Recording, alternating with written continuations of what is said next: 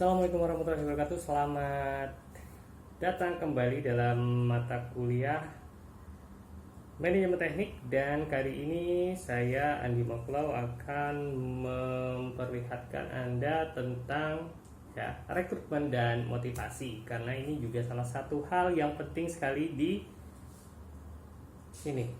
organisasi kita. Oke, langsung kita mulai ya. Nah, ini dia. Pertama, penyusunan personalia organisasi.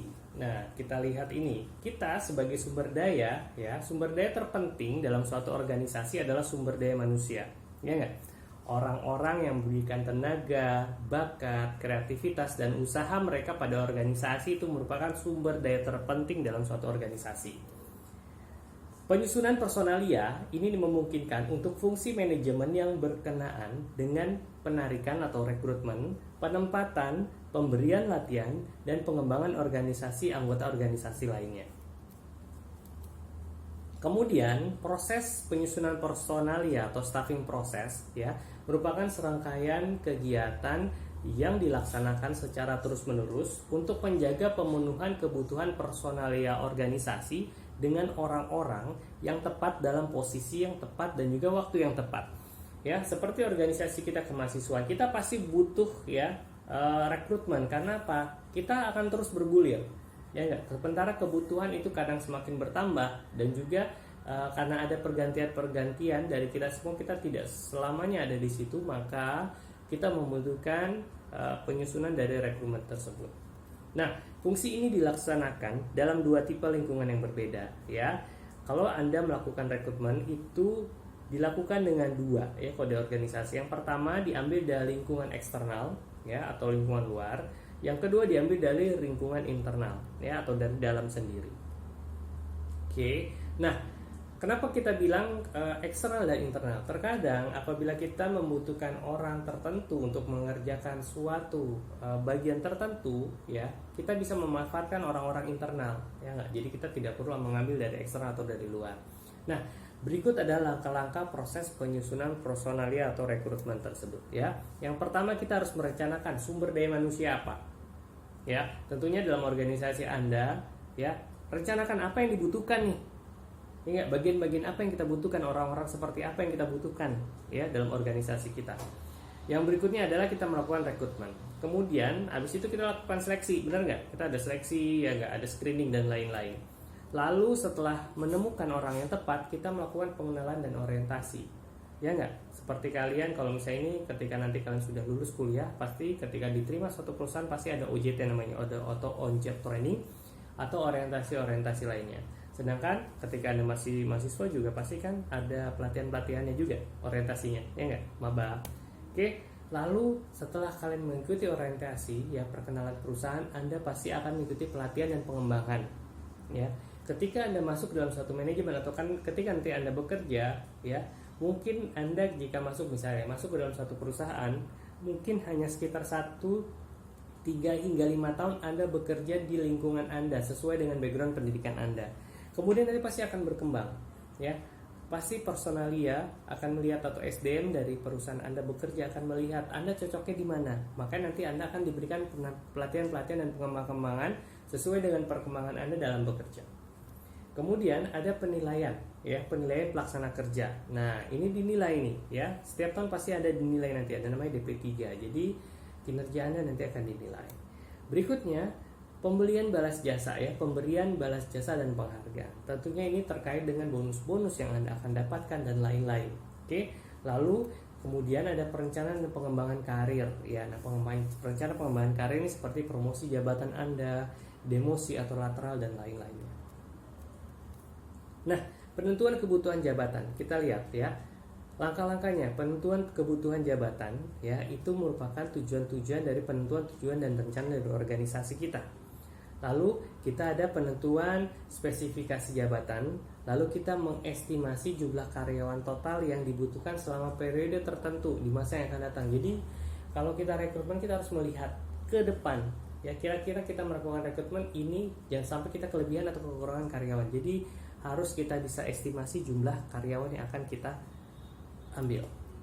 Lalu kita juga mempertimbangkan persediaan karyawan yang telah tersedia untuk melakukan berbagai pekerjaan yang tadi kita bilang. Ya, kita harus bisa melihat nih, ya, SDM yang ada yang harus kita manfaatkan. Ya, jangan sampai nanti ini kita butuh ini, ambil lagi dari luar, nanti kita kebanyakan. Ya, kebanyakan SDM.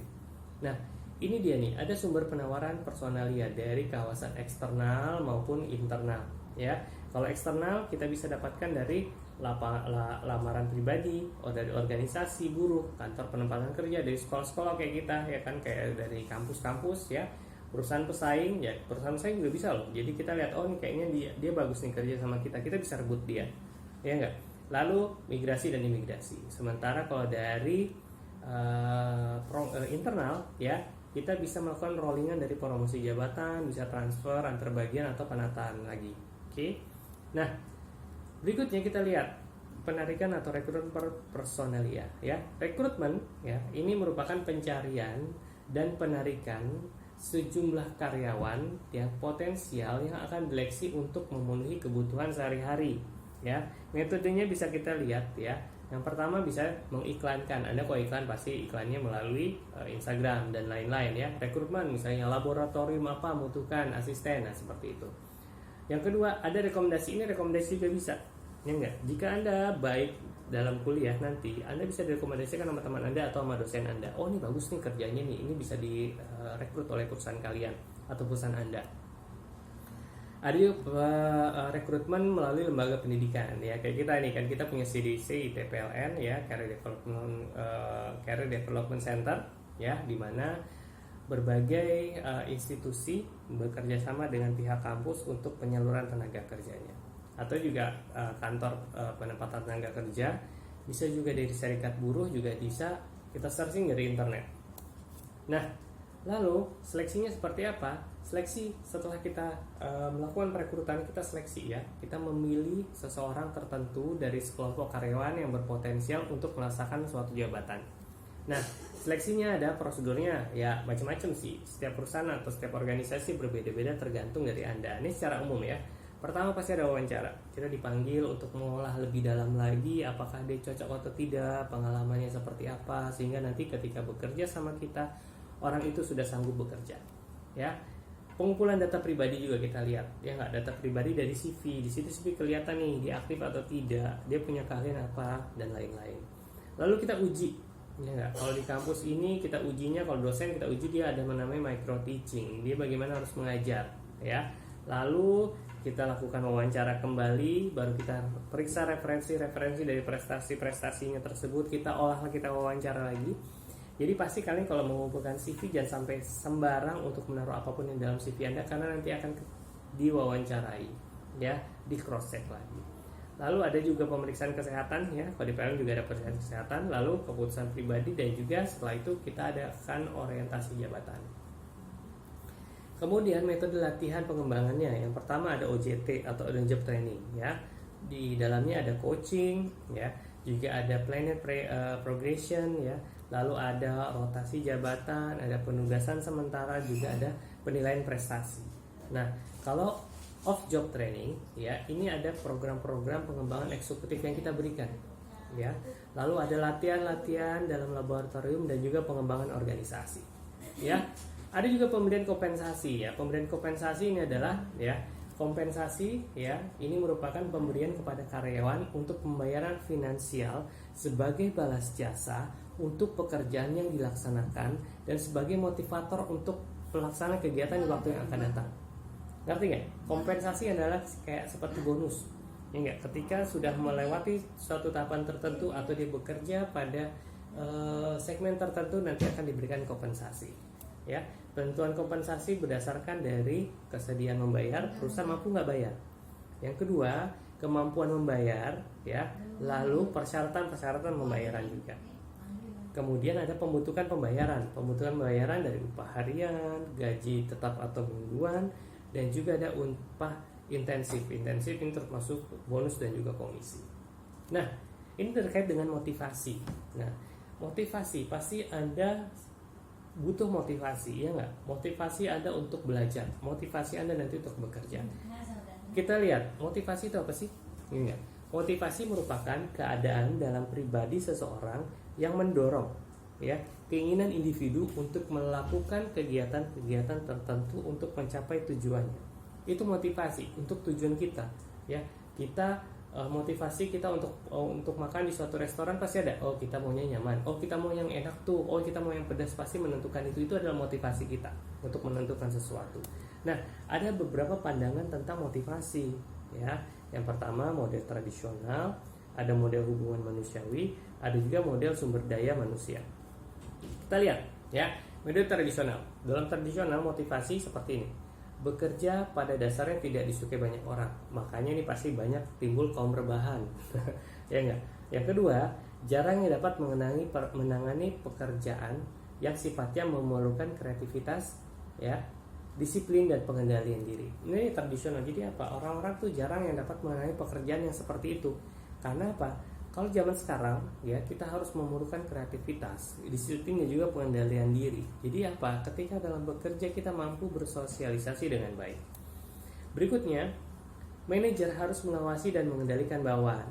Kalau tradisional seperti itu, zamannya dulu, mungkin sekarang juga ada sebagian. Jadi kita harus mengawasi sebagai seorang manajer untuk mengendalikan bawahan kita. Dan tugas harus terperinci dan operasi mudah dipelajari. Lalu orang bersedia bekerja jika ada balas jasa yang memadai, lalu berproduksi sesuai standar. Nah, metode tradisional ini sudah istilahnya apa? Ketinggalan zaman. Karena apa? Sekarang kita harus bergerak dengan cepat, berproduksi lebih dari standar. Agar apa? Kita mampu bersaing. Saingan kita apa? Saingan kita selain manusia, sekarang saingan kita adalah apa? Robot, coba bayangkan. Saing kita adalah robot, bukan manusia yang pekerjaan lebih cepat dari kita. Makanya kita butuh berproduksi melebihi dari standar. Ya. Kemudian ada juga model hubungan manusiawi. Ya. Model hubungan manusia seperti ini. Orang ingin merasa berguna dan penting. Benar gak? Jadi orang bekerja motivasinya adalah dia ingin merasa berguna dan juga merasa penting. Berikutnya, orang ingin memiliki dan diakui sebagai individu. Tentunya pasti dalam manusia kita pasti ingin diakui. Yang ketiga, kebutuhan lebih penting daripada uang dalam motivasi untuk bekerja. Ya. Yang keempat, manajer harus mempunyai setiap karyawan, ya, berguna dan penting. Nah, ini hubungan manusia, bagaimana kita harus memberikan motivasi kepada para karyawan kita agar apa? Mereka tuh merasa penting, mereka tuh merasa sangat pintar, mereka sangat bekerja dengan baik. Yang kelima, pembagian informasi kepada bawahan. Ini penting, ya. Jadi kita harus memberikan informasi kepada bawahan dan keterlibatan keputusan rutin yang sangat penting. Jadi jangan sampai informasi hanya ada kita aja. Semuanya kita harus pentingkan. Berikutnya, pemuasan kebutuhan akan meningkatkan semangat kerja. Jadi ada kebutuhan-kebutuhan, ya, yang diberikan untuk meningkatkan semangat kerja. Berikut model sumber daya, ya, manusia. Yang satu, ya, kalau sumber daya, bekerja pada dasarnya menyenangkan. Pasti orang senang bekerja, ya, sesuai dengan passionnya. Kedua, sebagian besar orang lebih kreatif dan disiplin. Ya, ini yang sekarang. Ya, yang ketiga, manajer harus memanfaatkan potensi sumber daya manusia. Ya, kita harus kita harus bagaimana pintar-pintarnya untuk memanfaatkan potensi hubungan manusia. Lalu manajer menciptakan lingkungan yang menyenangkan. Ya. Lalu manajer harus mendorong partisipasi penuh, ya. Kita juga harus kepuasan kerja, ya. Ketika karyawan atau semua bagian itu puas, ya, maka akan meningkatkan, ya, pemanfaatan SDM secara penuh. Kita lihat, ya, teori motivasi, ya. Teori motivasi ini banyak, ya. Ada 3 kelompok, ya. Yang pertama, teori petunjuk. Teori petunjuk ini menumbuhkan bagaimana motivasi para karyawan, ya. Teori ini didasarkan dari pengalaman coba-coba petunjuk, ya. Ada teori isi. Kalau teori isi itu disebut juga teori kebutuhan, ya.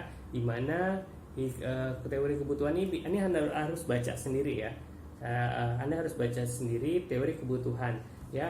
Teori kebutuhan dari Abraham Maslow, dari teori motivasi dari Frederick Herzberg, dan teori prestasi dari David McLean.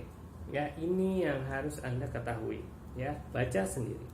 Oke. Ada teori proses. Teori proses merupakan teori pengharapan, ya, teori pembentukan perilaku, teori Porter-Lawyer, dan juga teori keadilan. Ini saya mohon agar Anda untuk mempelajarinya.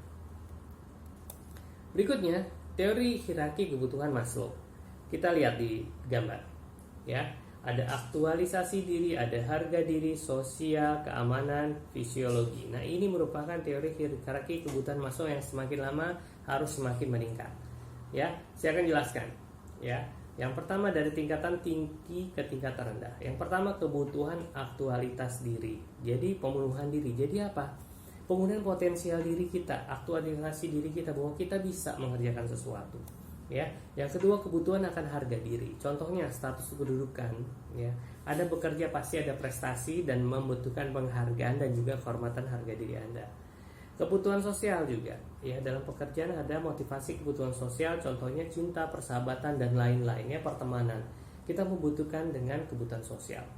Ada juga keamanan dan rasa aman. Ya, seperti apa? Ketika kita bekerja pastinya ada kebutuhan keamanan dan rasa aman seperti perlindungan dan stabilitas dari kantor kita. Jadi kita harus mengetahui, oh ya kantor ini memang bonafit, memang bagus ya nggak, sehingga kita nyaman bekerja di sana.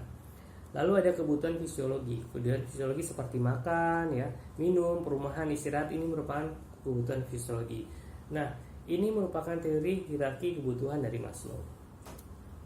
Oke, nah untuk sementara kita cukupkan sampai di sini. Selanjutnya question and answer, kita akan pertanyaan jawab, kita akan masuk ke dalam Microsoft Teams kita masing-masing, ya, dan di situ nanti kita akan lanjutkan.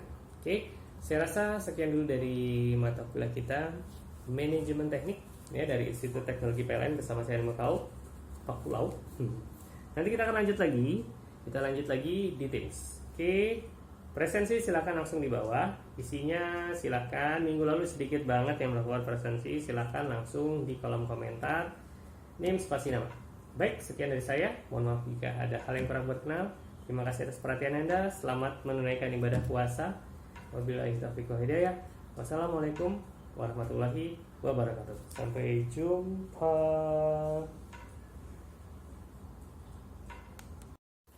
Assalamualaikum warahmatullahi wabarakatuh. Selamat